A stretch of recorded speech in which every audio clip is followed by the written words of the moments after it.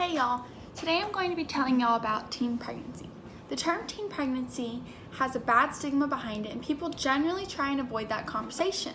Not wanting to talk about it is the main issue of it being one of the biggest problems.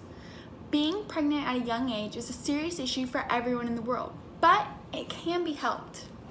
Adolescent pregnancy is way more common than people assume, but thankfully that percentage is going down.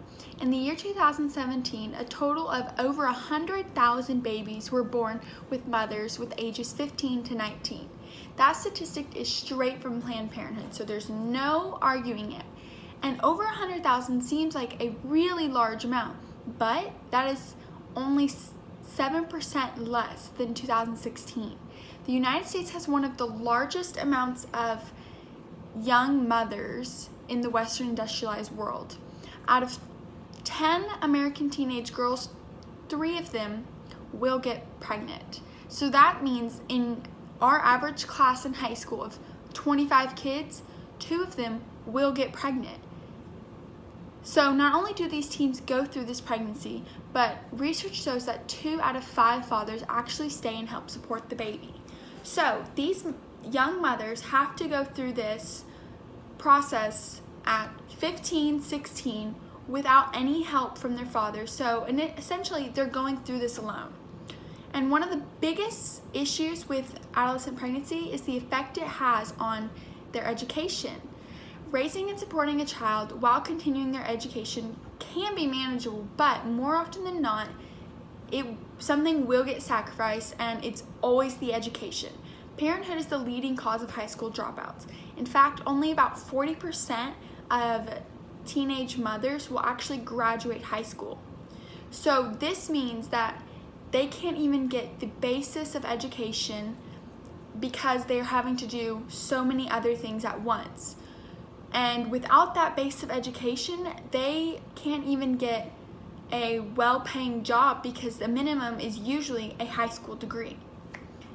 So these mothers have to be working for bad jobs at minimum wage for long hours at a time just to be scraping by for their baby and themselves.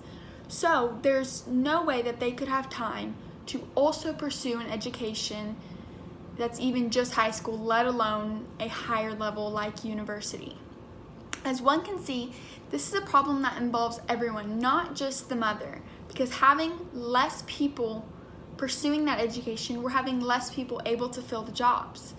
But there are some solutions to this issue that could help or even prevent someone from going through this, because in most cases, this situation is 90% preventable. The most important thing is to get to the root of the problem, and that would be educating our students.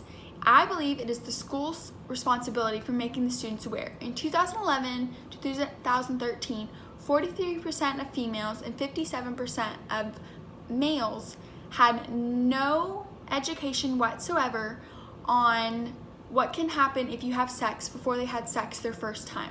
This number should 100% be at 0. Every school should be teaching about sex, the effects that come with it, and how they can stop those effects before they even consider having sex for themselves. And for women who have the child, there should be special programs at their fingertips.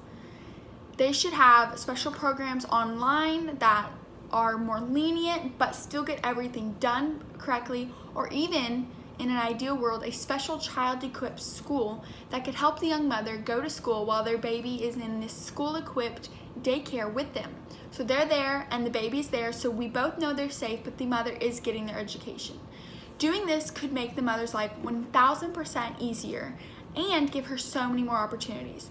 Adolescent pregnancy is such a serious topic, but it needs to become a conversation people can talk about so we can find a for sure solution to this problem, because it doesn't just affect the mother and the child, it affects everyone around us. And although this journey will come with bumps in the road and will not be easy, there should be ways to help smooth it out.